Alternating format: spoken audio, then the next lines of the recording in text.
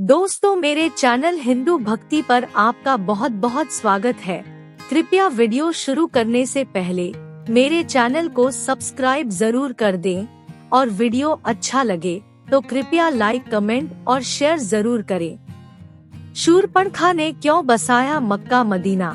दोस्तों, अगर आपने रामायण देखी या पढ़ी होगी तो आप रावण की बहन शूर्पणखा के बारे में तो जरूर जानते होंगे। शूर्पणखा रामायण की एक ऐसी किरदार थी जिसकी वजह से प्रभु श्री राम को रावण समेत सभी राक्षसों का वध करना पड़ा।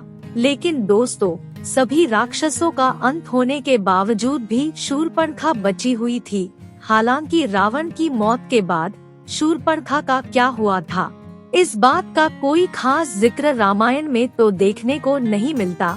फिर भी कई इतिहासकारों का ये दावा है कि शूर्पणखा ने रावण की मौत के बाद इस्लाम धर्म की उत्पत्ति की और मक्का मदीना को बसाने वाली भी शूर्पणखा ही थी। कई इतिहासकार तो ये भी बताते हैं कि आज इस दुनिया में मौजूद सभी मुसलमान शूर्पणखा के ही वंशज हैं।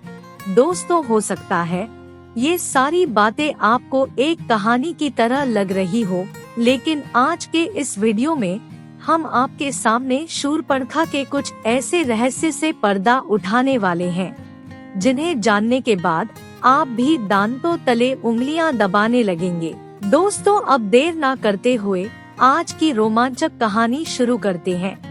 कृपया वीडियो में अंत तक जरूर बने रहे। दोस्तों, रामायण के अनुसार हमें ये बताया जाता है कि रावण ने माता सीता का हरण किया था। तब भगवान श्री राम ने माता सीता को आजाद करने के लिए रावण समेत उसके पूरे वंश का नाश कर दिया था।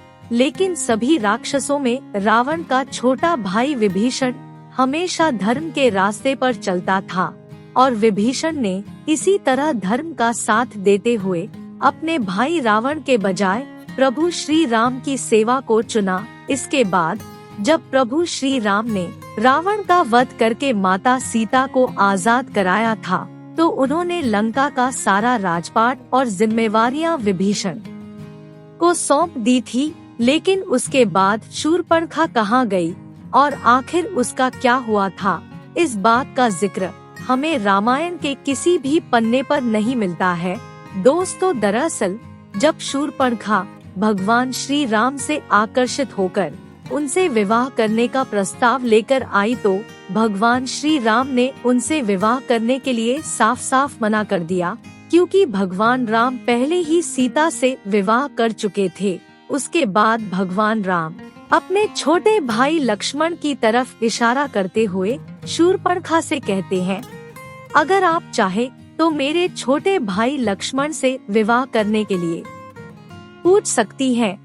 और जब शूर्पणखा लक्ष्मण के पास विवाह का प्रस्ताव लेकर जाती है तो लक्ष्मण भी उसके प्रस्ताव को ठुकरा देते हैं।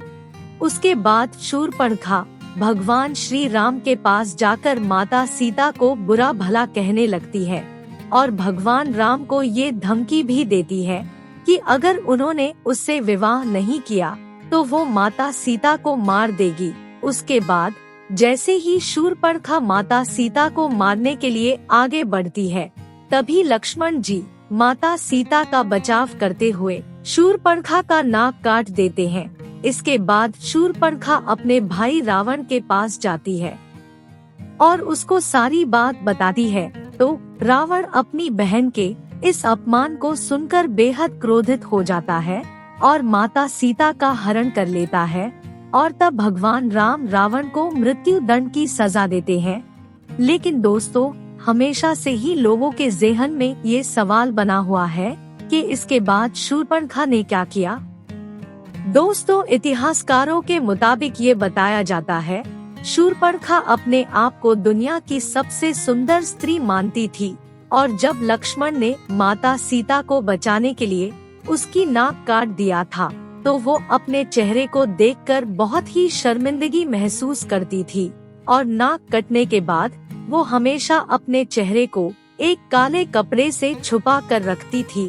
जब उसको ये पता चला कि उसके सारे भाई प्रभु श्री राम के हाथों मारे जा चुके हैं तो उसने दैत्य गुरु शुक्राचार्य के पास जाने का फैसला किया और वहां जाकर उनके आश्रम में रहने लगी शूर्पणखा और शुक्राचार्य दोनों ही राक्षसों के वंश को आगे बढ़ाना चाहते थे, जिसके लिए शुक्राचार्य ने भगवान शिव की कठोर तपस्या की। शुक्राचार्य की तपस्या से प्रसन्न होकर भगवान शिव ने उन्हें असुरों के अमर होने के बजाय वरदान के रूप में एक शिवलिंग दिया और ये भी बताया कि जिस दिन कोई वैष्णव अर्थात विष्णु का अवतार या फिर कोई ऐसा भक्त जो भगवान विष्णु को सच्चे दिल से मानता हो, अगर उसने इस शिवलिंग पर गंगाजल छिड़क दिया तो उसी समय इस दुनिया से संपूर्ण राक्षस जाति का विनाश हो जाएगा। इसके बाद दैत्य गुरु शुक्राचार्य यानी भगवान शिव के द्वारा दिए गए इस शिवलिंग को वैष्णव यानी हिंदुओं से दूर रखा और एक रेगिस्तान में स्थापित कर दिया, क्योंकि हिंदू धर्म का हर शख्स भगवान विष्णु को जरूर मानता है और अगर ऐसे में कोई हिंदू उस शिवलिंग पर गंगाजल छिड़क देता तो दुनिया से संपूर्ण राक्षस जाति का अंत हो जाता। इसलिए शुक्राचार्य ने इस शिवलिंग को दूर ले जाकर एक रेगिस्तान में इसकी स्थापना कर दी। रेगिस्तान में जिस जगह ये शिवलिंग स्थापित किया गया था, उस जगह को आज हम सब मक्का मदीना के नाम से जानते हैं। दोस्तों, भले ही ये सारी बातें सुनने के बाद आपको झूठी लग रही हो, लेकिन आपने कई विवादित बयानों में यह जरूर सुना होगा कि प्राचीन काल में यहाँ पर महादेव का एक मंदिर हुआ करता था, जहाँ भगवान शिव का एक शिवलिंग स्थापित था। दोस्तों, ये वही शिवलिंग है जिसे भगवान शिव ने दैत्य गुरु शुक्राचार्य को दिया था। इस शिवलिंग को लेकर गुरु शुक्राचार्य ने हिंदुओं से छुपाने के लिए भारत से दूर सऊदी अरब में मक्का में स्थापित कर दिया था। शुक्राचार्य ने इस शिवलिंग को सऊदी अरब में इसलिए स्थापित किया था क्योंकि उन्हें ऐसा लगता था कि ये बात कभी किसी हिंदू को नहीं पता चलेगी और इससे राक्षसों का वंश भी सुरक्षित रहकर आगे बढ़ता जाएगा। आपको बता दे कि दैत्य गुरु शुक्राचार्य ने इस शिवलिंग की सुरक्षा का काम शोरना जाति को सौंप दिया था।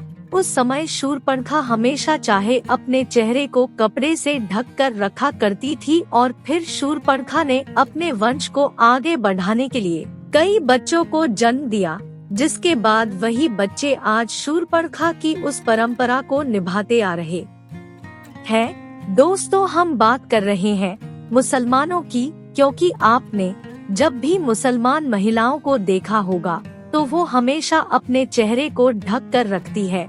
इसके लिए वो बुर्का पहनती है। मुसलमान महिलाओं के इन कपड़ों में केवल उनकी आंखें ही नजर आती है। शूर्पणखा जब अपने चेहरे को काले कपड़े से ढक लेती थी तो उसकी केवल आंखें ही नजर आती थी। मक्का मदीना में ही रहकर शूर्पणखा ने अपने वंश को आगे बढ़ाया और नई नई परंपराओं का भी निर्माण किया। दोस्तों, ऐसा बताया जाता है कि द्वापर युग बीत जाने के बाद शोरना घाट के वंशज आज के समय में इब्राहिम धर्म का पालन करते हैं और इसी वजह से इस्लाम धर्म में शुक्रवार को एक विशेष महत्व दिया जाता है। इस बात का जिक्र धार्मिक ग्रंथों में भी किया जा चुका है। चलिए एक बात जानते हैं, इस दुनिया का सबसे पहला धर्म सनातन धर्म ही है, यानी कि इस दुनिया में मौजूद हर एक व्यक्ति सनातन धर्म से जरूर ताल्लुक रखता है और हमारे ईश्वर भी सनातन धर्म से ही ताल्लुक रखते थे। और दोस्तों, ठीक ऐसा ही प्राचीन समय में भी हुआ करता था। कुछ लोग मिलकर अपने अलग अलग नियमों और परंपराओं को बनाया करते थे और इसी तरह धीरे धीरे यही चीज जातियों में तब्दील होती चली गई, जिससे आगे चलकर अनेकों धर्मों की उत्पत्ति हुई। लेकिन इस्लाम धर्म के ऊपर आज भी कई हिंदुओं द्वारा सवाल उठाए जाते हैं कि आखिर उन्हें मक्का मदीना के अंदर क्यों नहीं जाने दिया जाता। क्या मक्का मदीना के बारे में कही जाने वाली बातें सही है या गलत?